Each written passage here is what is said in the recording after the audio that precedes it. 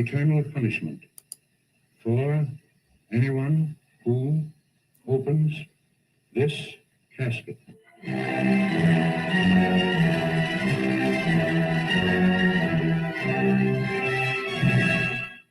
The mummy. Is it dead or alive? Human or inhuman? You'll know. You'll see. You'll feel the awful, creeping, crawling terror that stands your hair on end and brings a scream to your lips. There's nothing on earth like the mummy. You will not remember what I show you now, and yet I shall awaken memories of love and crime and death. Now I know his horrible plan. He is going to kill her and make her a living mummy like himself.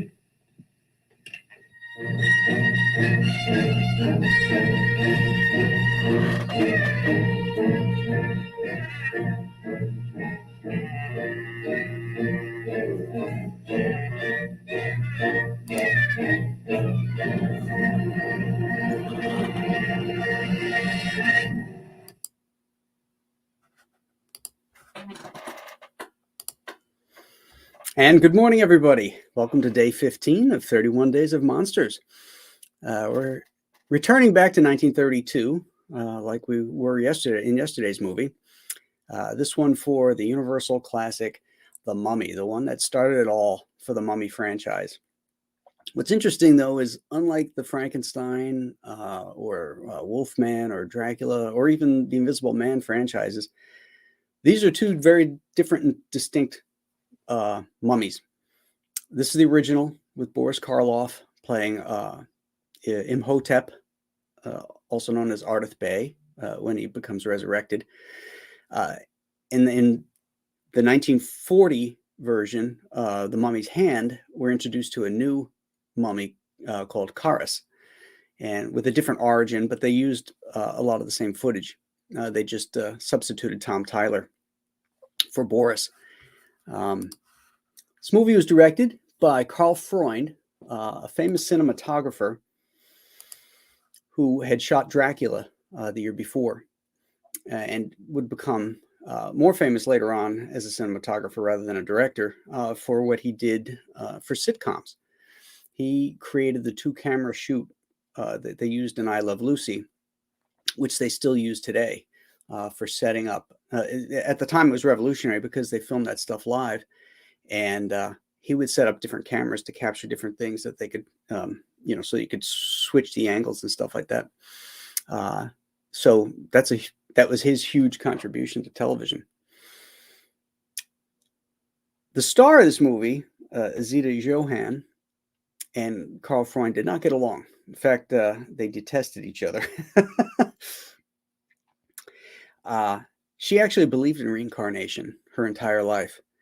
And she was really upset, too, because there was, we talk about cut scenes over the last few movies, stuff we wish we could get back. Well, there was an entire sequence where we are traveling with Helena Grosvenor, or Princess Anck-Cinnamon, throughout history. So we see her in different points in history, like in Rome, in medieval times and stuff like that. So there's a lot of scenes that got filmed. And there were difficult scenes for her. Like the Roman scene, Karl Freund put her with live lions while the crew were behind safety cages. So he was a bit of a jerk to her. And according to her, she felt that the reason was that because he was a first-time director, he needed a scapegoat just in case he messed it up or didn't come in on time. And he chose her. So she was sort of the brunt of his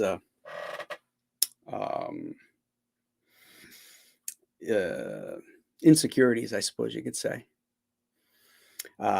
This is a really, for the early Universal films, I find this one to be one of the scariest. Dracula didn't scare me. Frankenstein didn't scare me when I was a kid. Dracula because of the pacing, pretty much. And Frankenstein because I I liked the monster. I didn't feel like he was the bad guy. I felt everybody else was the bad guy. In this one, the Mummy.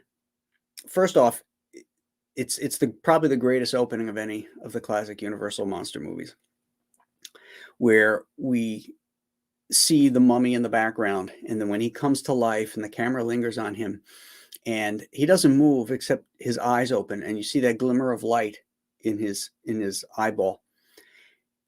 And when I saw that for the first time, it freaked me out, because I'm looking at him like, did the movie stop or something like that? And then I see the glimmer. I could see his eye just opening so slowly. And then, of course, Bromwell Fletcher's reaction when the mummy comes in and reaches and grabs the papyrus from him. Whoa, that is freaky. My biggest complaint with this movie is that we don't get to see more of that mummy, the mummy that's all wrapped up and has that incredible makeup effect.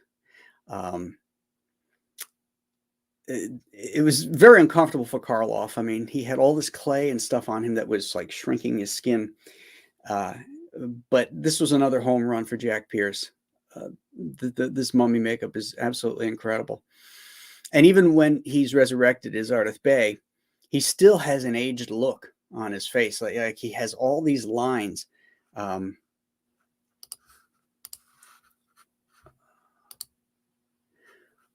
Well, here he is. Here he is in the sarcophagus.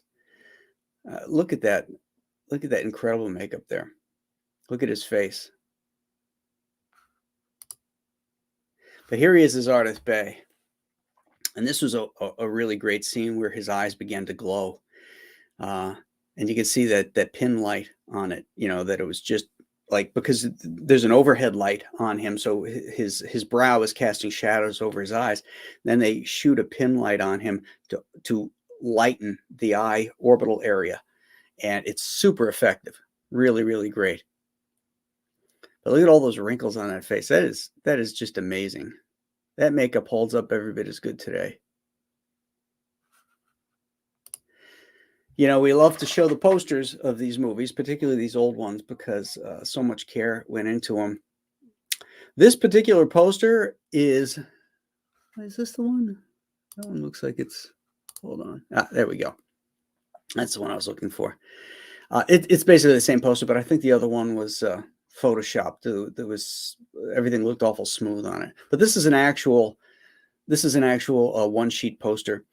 And this is, at least at one point, was the most expensive movie poster ever sold at auction. It went for over $300,000. You can see why. The design elements are fantastic. The colors are amazing. It's just I've always loved this poster. Now here's the sequence that really freaked me out when I was a kid. It's when they flash back to Imhotep after he's committed his sacrilege, and they're wrapping him up. Boris Karloff's eyes are so filled with fear, and they talk about how they removed his tongue. Oh, man. No. I take that back. That was added in the mummy's hand. But they show you him wrapping his face, and they start wrapping around his mouth and then around his nose, and all you see is his eyes. And his eyes are just so expressive. The fear of being wrapped up and buried alive is just unbelievable. So as a kid, that scared the crap out of me. Let's see if I got any more pictures here. Okay. Now we're good there. All right. So the cast of this movie, along with Zita wrong screen here, along with Zita Johann, has basically the same cast, or the bulk of the same cast as Dracula. It also shares the same plot. It's basically about an undead creature that comes back to life, that preys upon modern people. He's trying to take a woman away from somebody else. And where's my... Shit. Come on. There we go. So we have David Manners, who is in Dracula, plays the handsome young lead. And we also have Edward Van Sloan as Dr. Mueller, who also was Dr. Van Helsing. And he plays basically the same role. He's the guy who figures things out. He understands Egyptology, and they have to, send this undead creature back to where he came from. So it is basically the same plot as the Dracula movie. And I say the movie because the Dracula movie is based on a stage play and not entirely based upon the Bram Stoker novel. But this movie takes a lot of those plot points. But I think it's better executed. It's not as plotting. And the difference between Dracula and the Mummy is the Mummy is doing it selfishly, yes, but he's doing it out of love. He's been sort of this undead thing for 3,000 years, all for the love of this woman. He was willing to sacrifice the gods, for this woman. Whereas Dracula is just a horrible creature. He's basically, a living leech, trying to suck the blood and turn other people into vampires. The Mummy only wants to make this woman his because she's the reincarnation of his love, Ankhsenamen. So that's the major plot difference. But this is an excellent film. The pacing's a little slow only because the time at which it was filmed, 1932. But there's so much greatness in it. I can't recommend it enough as far as watching these classic 1930s Universal horror films, the ones that started them all. So let's say good morning to everybody. Monster Fan is here. Devil Flyer says he feels buried alive. Raven Saber, Prater 7, George Travelos. Good morning. North Free. Monster Fan says this movie caused my lifelong interest in things Egyptological. I even studied hieroglyphics several years ago and finished the course successfully, all because of this film. Well, that's great. That's really cool.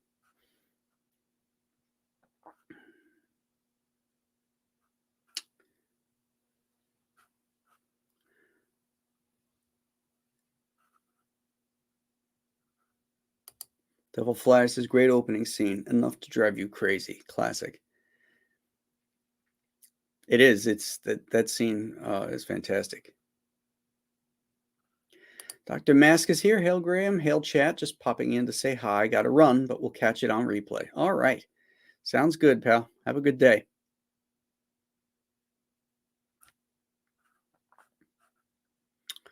All right. Some conversation going on in the chat here.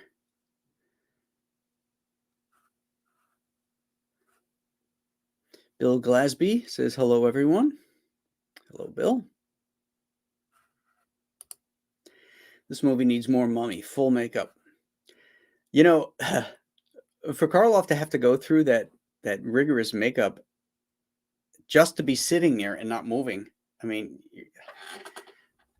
it seems excessive, for them not to use it more. But be that as may, Freund was a first-time director, so, and there was no other Mummy movies yet. So, I guess he felt that the story was strong enough to hold up on its own without the monster of the Mummy as we know him now. Those Mummy sequel movies, or the new Mummy movies, the Karas movies, were really dark. The first one, The Mummy's Hand, was like a two-fisted adventure. That one's my favorite. I love that movie. I watched that one the other day. Dick Foran as a two-fisted archaeologist. Wallace Ford, who we saw yesterday in Freaks, as his Brooklyn sidekick. Peggy Moran and Cecil Calloway. All wonderful and interesting characters who survive the Mummy. And then in the sequel to that, The Mummy's Curse, I think, we see them as they're older, and Dick Foran's character has had a kid who's now a grown man who's about to be married. And Karis follows him to New York to exact his revenge and kills everybody from the Mummy's Hand movie. I mean, I hate that. I mean, it was very bold at the time, but I was like, oh man, I like to pretend that they won against the Mummy.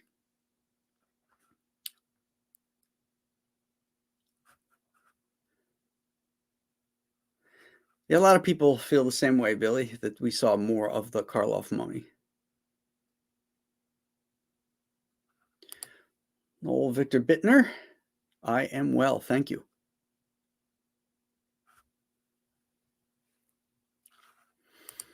Glowing eyes, Tom Tyler had his blacked out.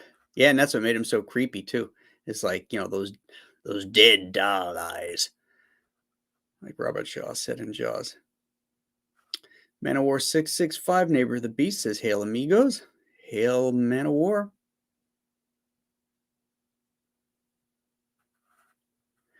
North Free, how is it Karloff's makeup is still better than any makeup or CG today?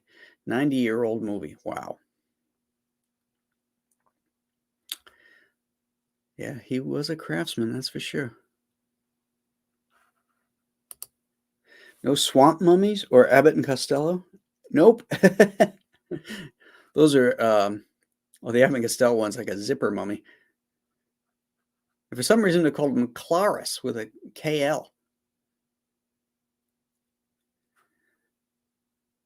Yeah, by that time, ANC's movies were kind of...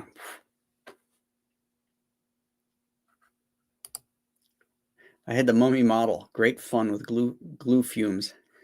I have a 5 and dime right here in my town, and every time I go in there, I go over to their model section and open up some testers and give it a sniff. Reminds me of Summers building Aurora model kits. Maybe all that glue sniffing explains a lot.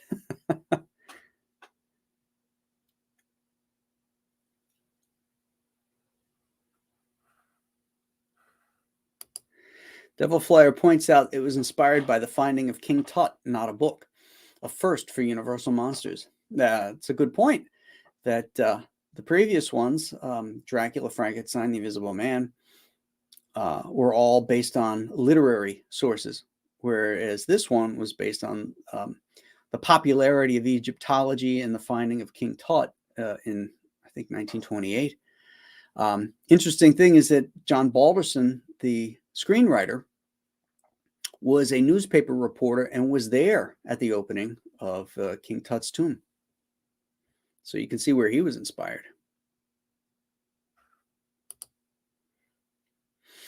Wolfman scared me. Scared me too. He was always sort of evil and plotting. Like he had those eyes that would dart back and forth, The Wolfman, yeah. Because my first monster movie was Frankenstein Meets the Wolfman. And I wanted Frankenstein to kick his ass. But yeah, the Wolfman was scary. Hyper Kaiju says the fact that the mummy never runs but just staggers along relentlessly is scary. George Travelo says, I agree with everything Graham Nolan is saying today. Well, that's why we can be friends, George.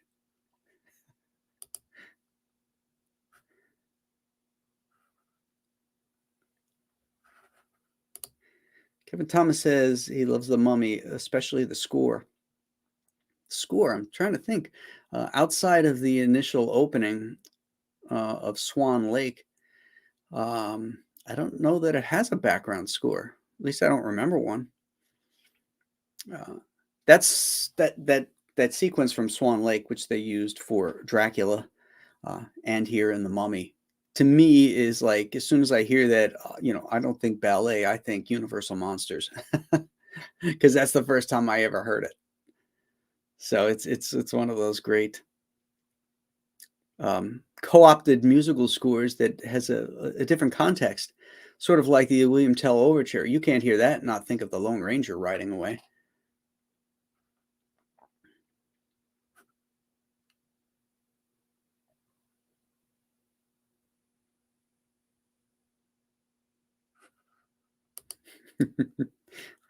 I can see a theme for this year's shows. George Trevelos, hopefully this conversation doesn't veer off towards Clash of the Titans. No, I don't think it will. I think we're good. I should review that movie just to get even. Captain Battleship loved the lighting in this film. Yeah, it's fantastic. And that was Carl's wheelhouse, as a cinematographer.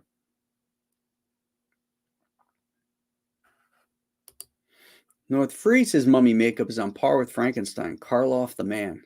Karloff the uncanny, as he was billed here. Such a character face. Yeah, I wish I could have met Boris Karloff. Everything I've read about him says what a sweet man he was and just a great guy. Don Perkins makes a good point. Makeup that can still make it in high definition. Yeah.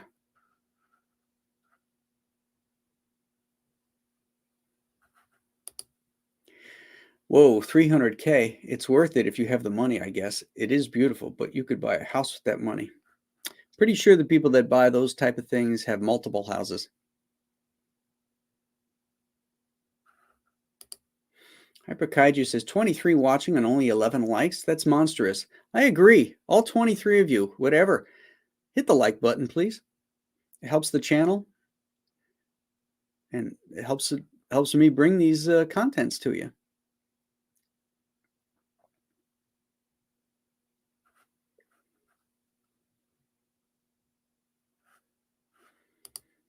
Thank you. Do it every day, gang. For every show. It helps.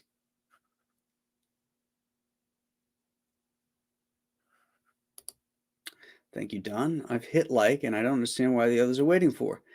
Hit like, or the mummy's curse will follow you. That's right.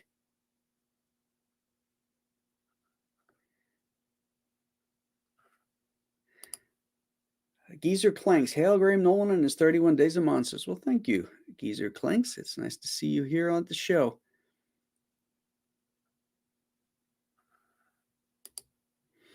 The CG in the 90s mummy movies was some of the worst ever, but they're still fun. Brendan kicks butt. I thought the first one was very good. It sort of was a mishmash of the original, this one, and The Mummy's Hand, because Brendan Fraser was, again, like a two-fisted adventurer. It had bits of humor in it, so there was sort of like a little bit of the Abbott and Costello Meet Monsters type of thing. I thought it was a really great pastiche of all things mummy. That first one. After that, we're done.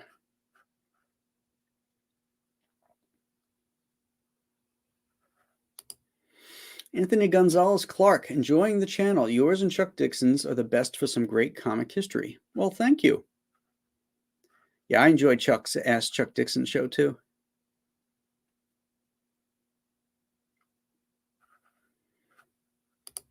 Mummy's Ghost. Thank you. That's the follow-up to The Mummy's Hand. Mummy's Ghost, and then The Mummy's Curse. Right, there was three. Mummy's Ghost, Mummy's Hand, Mummy's Ghost, Mummy's Curse. I think that was it.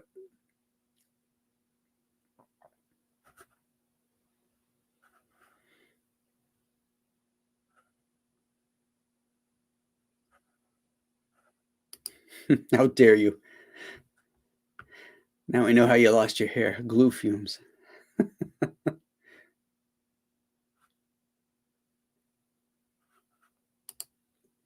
Graham, why not a comic book about a model coming to life? Is it real or the glue high?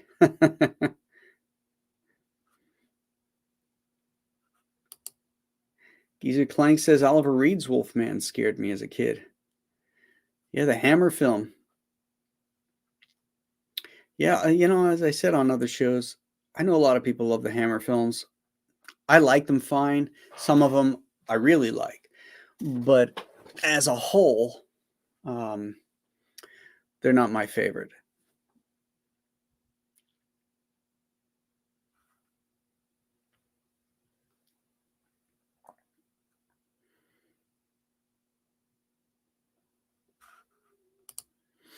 Oliver Reed did Wolfman, Geezer Clanks? Gonna have to check it out. Well, he did a werewolf. It was called The Werewolf.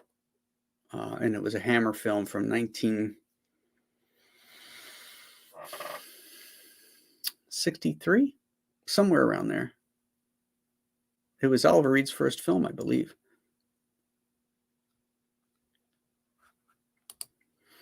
Early on, the Lone Ranger and Green Hornet were related. Well, they are. John Reed was the Lone Ranger, and Britt Reed was his great grandson or nephew or something like that.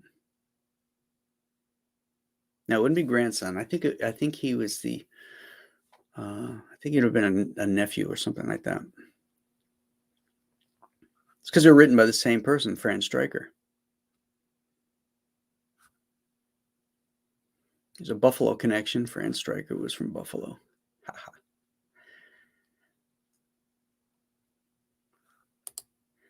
Karloff had a daughter that wrote about him. Yeah, Sarah Karloff. I met her at that Monster Bash. What a lovely lady.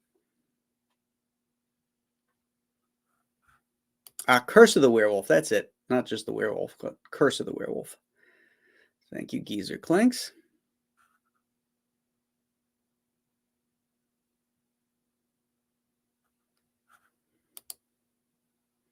Nobody knew who Karloff was for most of his life. Then he became a monster, and the world still loves him.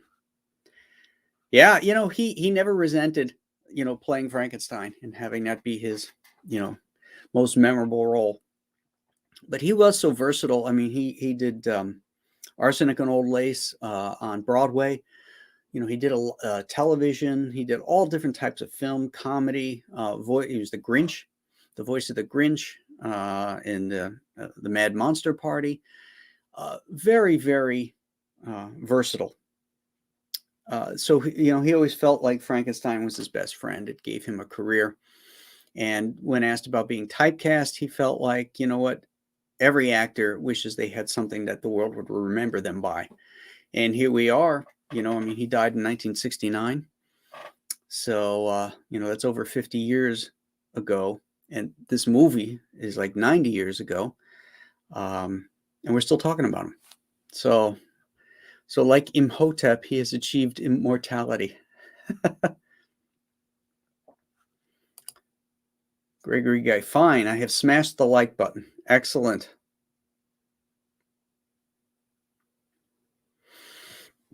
I get Mummy's Ghost, Tomb, Curse mixed up too. Yeah, I can't keep them straight.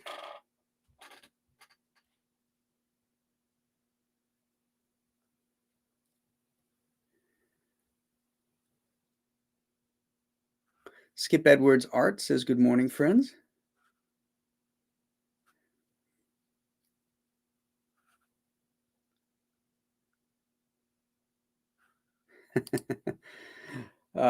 Three Stooges mummy like short with King Rootin' Tootin' is classic. I love the Three Stooges.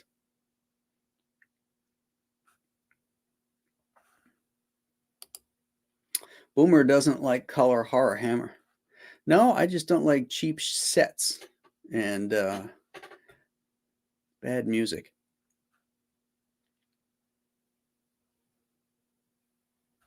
Now, this nails it. Everything in Hammer film is second rate, but Lee and Cushing. I agree with that. It doesn't have the atmosphere and ambiance that the Universals have, but it does have Christopher Lee and Peter Cushing, who I think that the reason we talk about Hammer films is because of them. If you had lesser actors in those roles, in those sets, with those scripts, we wouldn't be talking about Hammer films. They'd be written off. But Lee and Cushing are amazing.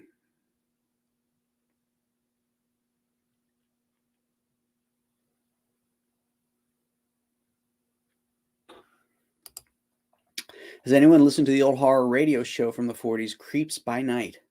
Karloff was one of the hosts on the show. I haven't heard that one. I do listen to old radio. My wife is addicted to it. She listens to old radio all the time. But Karloff in the 60s had a really good show where he appeared in it occasionally, but he was the host, called Thriller, and had some incredible guests on it. William Shatner was in it. who's who of actors of the day, and there were some really great creepy stories.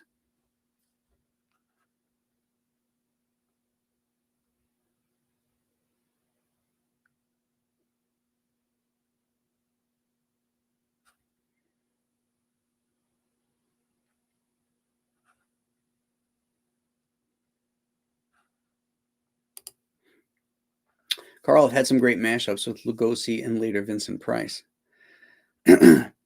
Yeah, the Black Cat. If you haven't seen that one,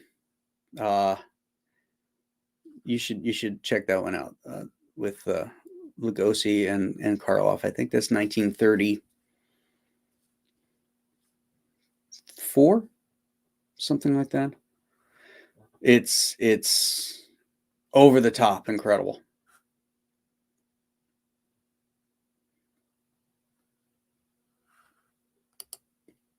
Glad Shatner made it back from space.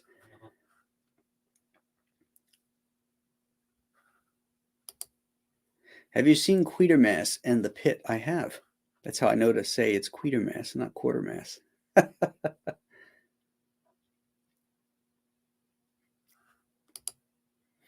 Hey, Hillary, one of the most chilling moments in The Mummy is when they kill the slaves that worked on the tomb. Yeah, that whole sequence where he violates the gods and gets wrapped up, and then they kill the guards. All of that stuff is so great. I love that sequence, and it holds up really well when they reshot the scenes with Tom Tyler too.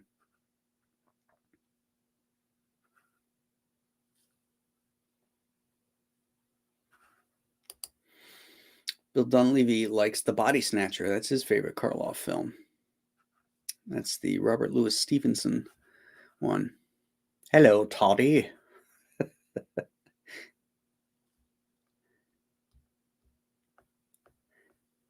All right. So we're gonna come forward a little bit in time tomorrow. Remember, Saturdays we're at 9 o'clock, not 8, so everybody gets to sleep in a little bit. And we're gonna talk about The Mist, starring Thomas Jane. I can't remember what year that is.